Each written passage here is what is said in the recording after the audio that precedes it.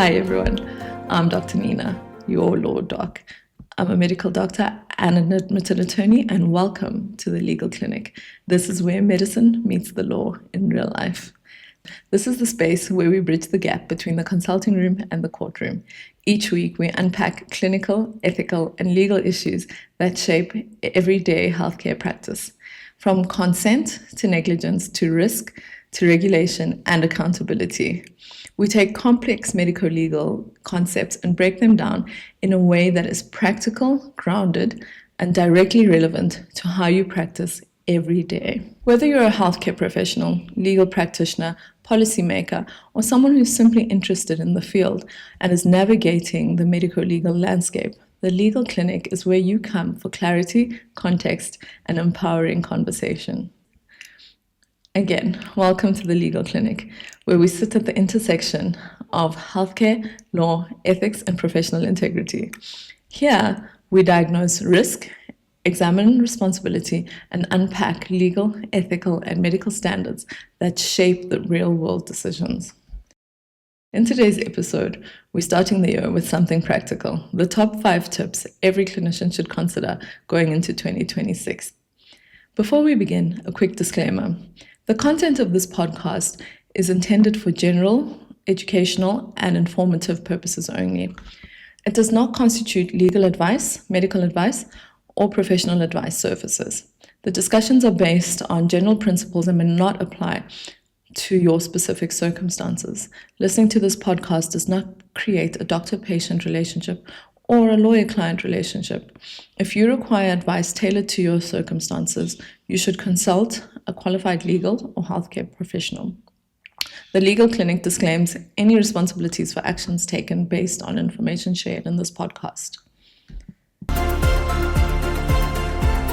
Looking back on 2025, one of the most difficult parts of my work was having to inform clinicians that their claims would not be covered by the insurer. Unfortunately, this happened quite often, and these moments were painful for several reasons. First, the doctors suddenly left without any support through the lawsuit or the HPCSA complaint, which means that the doctor must then make their own means to finding an attorney. Second, the clinician becomes personally responsible for all the costs involved, the damages claimed, and the legal fees involved with defending the case. At that point, it's often the budget that dictates the strength of the doctor's defense, or whether he or she can defend the matter at all. And third, what I think is the toughest, yet least spoken about aspect, is the psychological toll of going through a medico-legal matter. Both litigation and an HPCSA inquiry can be very isolating, very anxiety-provoking, and deeply personal for the clinician. A doctor can be left second-guessing their every clinical decision, past and future, and whether they should even be practicing at all. You can imagine that this is a very difficult position to be in because if you remain in practice, you are faced with patients every day whose lives are in your hands and they have entrusted you to make the correct decision for them. And sometimes you do not have the luxury of prolonged consideration. In order to treat something, you need to know how it happens. And in this instance, we're going to go through 5 common reasons of why claims are rejected by the insurers. The first, which is by far the most common reason for repudiation, is late notification. Many professional indemnity policies in this day and age are claims-made policies, meaning they only cover for claims that are reported within the specific period of insurance. Although you may be with the same insurer for many years, you need to keep in mind that your policy renews year on year. More specifically, claims-made policies will stipulate in the policy wording what the doctor's notification obligations are in terms of that policy. They will also stipulate how it is that you are to notify any circumstance. In respect of the time, it may be 30 days, it may be as soon as possible, or it may be up to 1 year. As to how to notify, it might say specifically in writing, in email, or a phone call. Now, if you do not notify your insurer of an incident or a potential claim within the required time frame, your insurer can rightfully reject your claim. Now, it may well happen that an incident occurred before you joined your insurer, but you only became aware of it after you've joined. This is where retroactive cover becomes critical. Retroactive cover provides you with coverage for claims related to incidents that happened before the onset of your policy, but after the start of your retroactive date. Provided the incident falls within that retroactive cover period, your insurer may cover you. Of course, they would need to consider things like, could you have reasonably foreseen this earlier before now, or not? And that will form part of their determination. The second reason for repudiation is policy exclusions. Some policies will exclude high-risk procedures. For example, a policy may cover an orthopedic surgeon, but expressly exclude spinal surgery, meaning that if the doctor doesn't review their policy carefully, they may not know what it is that they are covered or not covered for, and only discover this when something has already gone wrong. Third reason is practicing outside of one's scope. Keep in mind that your policy only covers you for what it is that you are qualified and registered to do, and secondly, what you disclose to your insurer it is that you do.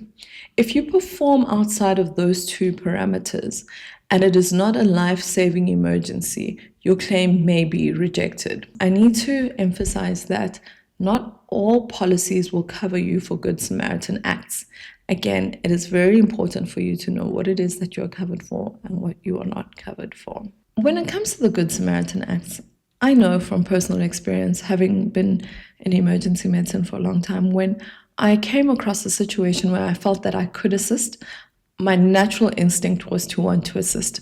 I remember a few years ago when I was much younger, bright-eyed and bushy-tailed, there was a gentleman at the gym that I happened to be at the time who dislocated his knee while exercising. And he was screaming in pain. And I then went forward to go assist him and to relocate the knee, checked the pulses, checked if it was neurologically intact, and proceeded to relocate his knee. Much later, when I discovered that, that would have been a very risky situation to find myself in, had something gone wrong or had he already broken something, and, I tried to relocate his knee, I could have been in trouble. But worse yet, at the time I was employed under government. So again, in retrospect, when I think about it, it could have gone into a world of trouble. Fortunately, I did not. But certain things that you learn down the line, and I didn't know then. So this is why we're here, so that you can learn without having to go through certain circumstances and situations. The fourth reason for repudiation is non-disclosure and misrepresentation. Failing to disclose crucial information such as previous claims, disciplinary matters, or high-risk procedures that you perform that would enable the insurer to accurately determine their risk either during the renewal period or at application can result in your policy being voided from inception. A policy being voided from inception has long-term consequences. This is because to the future insurer, it appears as though you have a gap in your coverage, which is unexplained. The insurer then will ask further questions only to discover that your contract was voided for reasons X, Y, and Z, non-disclosure or misrepresentation. Your future insurer will therefore be wary as to whether or not they want to cover you. And should they decide to cover you, they might even increase your premiums because you appear to be a high-risk clinician. You want to try avoid such a situation. So it is very important that when you are applying or you're renewing your policy, that you consider very carefully, any past incidences or any past claims and such like information that would allow them to accurately assess you and assess your risk. The fifth and final reason for repudiation that we will be discussing today is criminal acts, fraud, and dishonesty. This reason for exclusion, while it might appear obvious, might not necessarily be, because you and I will know that in practice, sometimes time just runs away with you, and you are then left making a note a little bit later than what you should have made. and it appears as though it is made after the fact, a clinician might consider it a correction. However, an insurer might see it otherwise. They might consider it as a falsification. Now, from the example that I just gave, you will realize that the line between correction and falsification is very thin, and it can be captured in the two-word phrase retrospective notes. So while we can understand how something like this happened, your insurer might not see it in the same light. While exclusions for criminal acts are not as common as the others, the consequences are quite serious because it's not just a loss of money. It may well be a loss of freedom too, should you be found guilty in a criminal court. Without getting deeper into criminal law, I think this is a good place for me to highlight that when you're performing a procedure and your patient is not fully consented to, or if your patient is not consented to at all, it amounts to assault. So should it be determined by your insurer that you knowingly performed a procedure on a patient and that patient had not consulted, and that patient then has reported you to the police for such an assault, your insurer might not cover you. Fortunately, I've not seen this happen often, but it is open to the insurers to make such a decision, which would then obviously, again, leave the clinician without the backing of an insurer. And I must really caution that the number of patients that are reporting clinicians to the police for such matters is on the rise. It's not quite as often at this point, but I do believe that we will be seeing more of these cases in the near future. In fact, not so long ago, I actually worked on a matter where a patient had died, and it so turned out that the patient suffered a complication intraoperatively. It then turned out that the doctor had not actually consented the patient for a particular part of the procedure. And so now the family are looking towards a case of culpable homicide. Of course, should your patient allege that you pushed them in the corridor, your insurer will probably not cover you for that one. In my experience, of all these reasons that we've given above, late notification stands head and shoulders above the rest. I once worked on a matter where a clinician had a baby that was born with low APGAR scores. The child later developed hypoxic ischemic encephalopathy and subsequently cerebral palsy.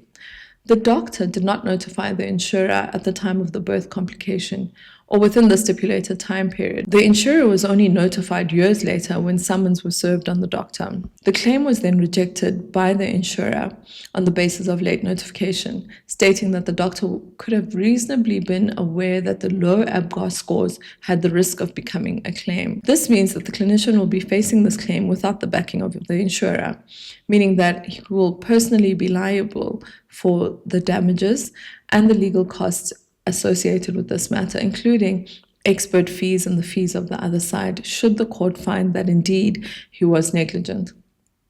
For context, today, cerebral palsy claims often settle in the region of 16 to 18 million, excluding costs. Costs will range perhaps between 1 million to 1.5 million. As you can see, these numbers are big, and it will not be easy for a clinician to cover this by himself. What struck me about this case was that I do not think that the doctor acted in bad faith. When asked why it is that he didn't notify the insurer in time, he replied that babies, even with low APGARs, tend to rally and recover without permanent damage.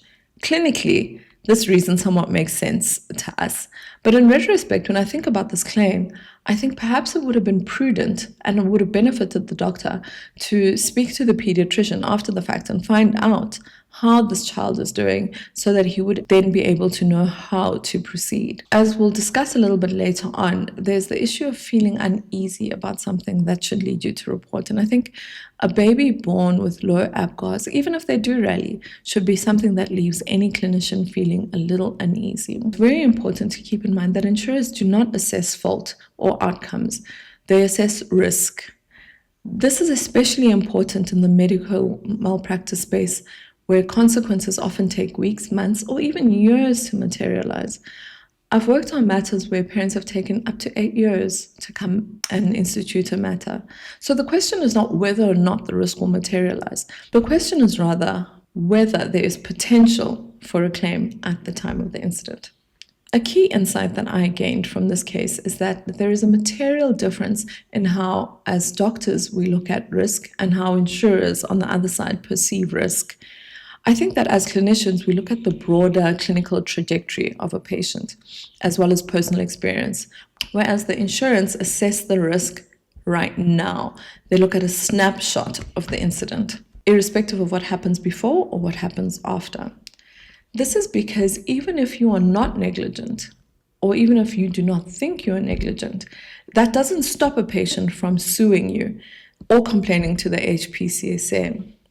This means that the insurer would then, in any event, have to be prepared to provide you with financial backing for that particular case.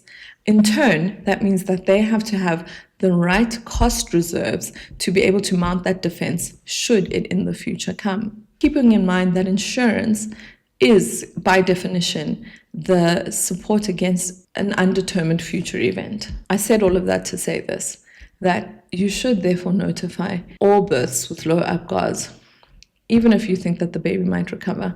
Some things we can't foresee. You should not wait to see whether or not the baby develops HIE or CP.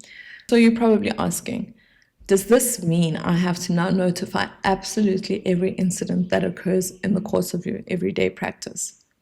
The simple answer is no. The logical follow-up question is then, what do I have to notify to avoid having my claim repudiated in future without having the extra admin of notifying everything? But you will find your obligations in your policy wording. Simply put, you're required to notify any event, incident, or formal demand that could potentially lead to a claim that, of course, you are aware of. Naturally, your insurer cannot hold you liable for reasonably being unaware of certain circumstances. Generally, what needs to be notified would include the following: serious adverse outcomes, such as unexpected death, serious injuries, loss of limb or permanent disfigurement, a patient complaint of dissatisfaction, keeping in mind that even if these lead to the HPCSA, your insurer would still need to be involved to assist you. Birth injuries, and this is particularly important because birth injuries may take years to manifest and become a claim. Second, any file requests or requests for records, they must definitely be reported to your insurer. They often are a hint of a future claim to come because it means that your patient is having their clinical records reviewed to see whether or not there is something that has happened. Sometimes a patient might not come back to you and go somewhere else. And then at the following clinician, they're told that no, something actually happened, go get your file. From then, it becomes a cascade of events that might end up in a litigious case. Then we have medical errors and complications. Some complications are within reason, and the complications that are within reason would be the ones that occur commonly and the ones that the patient consented to. Those complications do not need to be reported. However, if the complication is unexpected and was not consented to, then it must definitely be reported. Importantly, I hinted to this earlier. If you're feeling uneasy about a case, the rule of thumb is that if it has been on your mind for a couple of days, report it. Now that covers our first tip. Know what your notification obligations are. It leads me on to the second one. You can only know what these are if you have your policy documentation. So my second tip is get and read your policy. Ask your insurer or your broker for your policy schedule and your wording. Now, it's important to have the documentation of any contract that you get into and to keep it safe. But for the purposes of this conversation, it's particularly important for you to know what it is that you're covered for, what it is that is within and outside of your scope, just to ensure that you know that you are fully covered for anything that might happen in the everyday course. Clinical practice is unpredictable, so you need to make sure that when that rainy day comes, you have that insurance umbrella. Your policy schedule will also provide you with important information, such as when your policy starts, the duration of your policy, your retroactive date, and therefore your retroactive cover, as well as what it is that you are covered for. So, should it be that you do not have a retroactive date, which means you won't have retroactive cover, you need to find out from your insurer or your broker why that is the case. And secondly, you need to then contact your previous insurer to find out when the start and end date of your previous insurance is. And also find out what the notification obligations are of that previous insurer in case something comes up in the period preceding your start date of your new insurance policy. My third tip is to ensure that your scope of practice is accurately covered in your policy. To do this, you need to make sure that your scope reflects exactly what it is that you do in the everyday. If you've had any changes from the previous year, or you intend to make changes in this coming year, you need to let your broker or your insurer know. Often, when renewing your policy, your broker or your insurer will ask you if there's been a change in revenue. Now, that is not for them to decide how much to charge you premiums. However, it is an indicator of the increase or decrease of patients that you are seeing, which is a further indicator of the risk exposure that you have as a clinician. So it's very important for you to disclose those numbers freely to your insurer because it is part of your risk assessment. My fourth tip for the day is to review your indemnity limits. Your cover should realistically reflect the claims in your field. For example, if you deliver babies, your cover should exceed the current CP settlement amounts, which is to say that your cover needs to, at the very least, be in that 20 to 30 million range. Because as I said, you would not only be covering the damages, but you'd be covering the damages as well as the legal costs of both your defense and the other side, should you be found negligent. Also, while you're checking the numbers, you need to check whether or not your limits apply per claim or in the aggregate for the year. Some policies might say we'll cover you 30 million per claim. Other policies may say that we will cover you 30 million for the year, which would be the aggregate of all the claims that you have. My fifth and final tip is consent your patients properly. Make sure that you personally consent your patients properly. While we've heard this time and time again, it's important to make sure that your consents are procedure specific, that they are informed and documented, and importantly, taken by you. Whoever is the person that is performing the procedure must be the person taking the consent. A future episode on consent will be coming up soon, so make sure you subscribe so that you don't miss it. In summary, the tips for today are: number 1, know your notification obligations and report timeously. Number 2, get and read your policy, both the schedule and wording. Number 3, ensure your scope of practice is accurate. Number 4, review your indemnity limits. And finally, number 5, personally consent all your patients properly. The idea behind these tips is to make sure that you go into the year empowered to practice with peace of mind. To do that, I thought it would be important to start off the year making sure that you are covered while knowing that your T's are crossed and your I's are dotted so that you can focus on the medicine. And that's what I'm here for. If you guys liked this episode and found it informative and would like a deep dive in the world of insurance, leave me a comment and your specific questions about insurance for this episode and we'll discuss it in a future episode. Feel free to reach out to me on any of the other platforms for assistance or with any of the issues we discussed today. I'd also love to hear from you, what you would like me to cover in these sessions. So feel free to reach out because I'm always on call for you, whether it's by text, by WhatsApp, or by email, or you can go to my website at www.lawdoc.co.za or my Instagram at _lawdoc. Thank you for joining me at the Legal Clinic. And remember, prevention is always better than cure. Until our next appointment. Cheers.